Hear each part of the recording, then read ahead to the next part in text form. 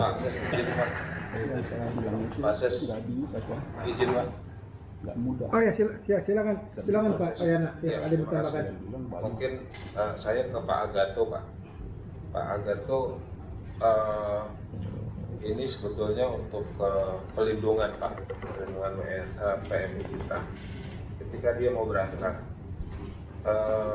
bagaimana kalau misalnya kita menambahkan satu step untuk cek data ke BP2MI, apakah PMI kita itu yang sudah punya visa kerja melintas di TPI itu sudah selesai belum proses penempatannya sesuai dengan peraturan Badan 7 untuk penempatan 3 skema terutama yang B2B.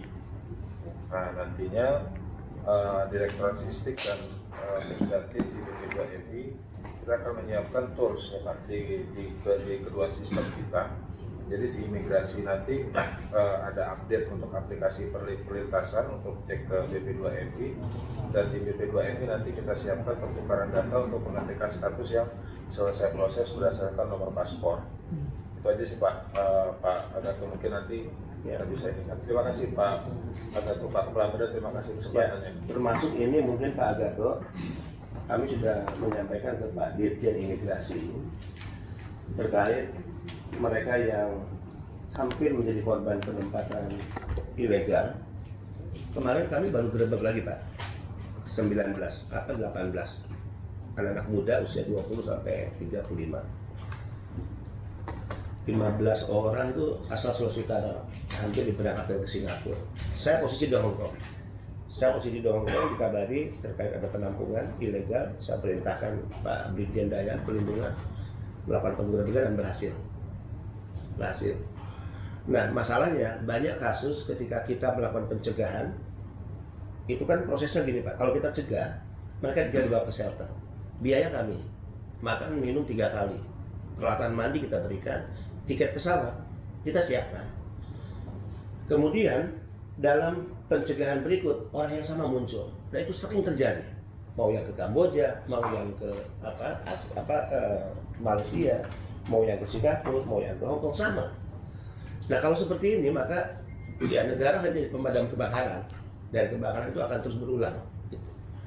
Nah, kami mengusulkan di ban paspornya selama 5 tahun. Tapi bukan berarti dia terancam kehilangan hak bekerja.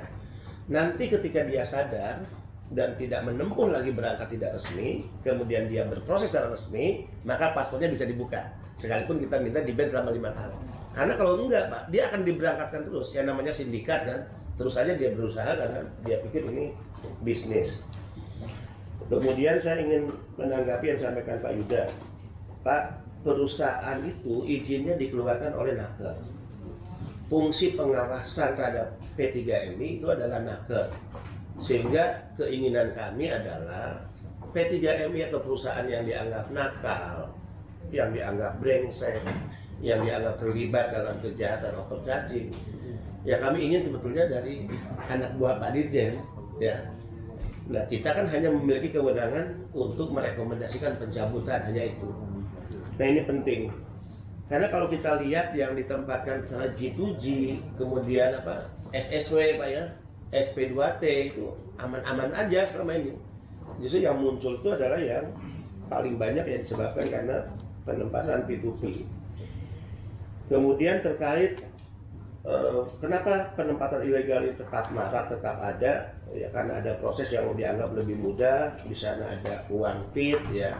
Tapi sesungguhnya itu kan jebakan pertama, mereka masuk dalam siklus ya, di mana mereka akan dieksploitasi dari sisi tadi gaji. Nah, kalau yang resmi nanti tolong dilihat lagi teman-teman, ini masukan bagus dari Pak Yuda. Kalau memang dalam proses penempatan ini ada alur birokrasi yang terlalu panjang, ayo kita harus mau melakukan pembenahan, kita koreksi. Karena semangat kita itu kemarin 3 ya, kita udah sampaikan dalam tata kelola penempatan ini. 1, kita harus mengeluarkan berbagai regulasi yang menunjukkan negara berpihak dan hadir untuk PMI. Kedua, pelayanan yang mudah, murah, dan cepat. Nah, apakah mereka memilih ilegal ini karena lebih mudah dibandingkan proses resmi, lebih murah ya dibandingkan yang resmi? Nah, sebetulnya ini enggak. Yang resmi itu lebih murah sebetulnya. Karena kontraktor sudah ditentukan untuk negara-negara penempatan. Dan itu adalah perintah pasal 30 ayat 2 ya. Kalau tidak salah di Undang-Undang 18. Misalnya Hong Kong.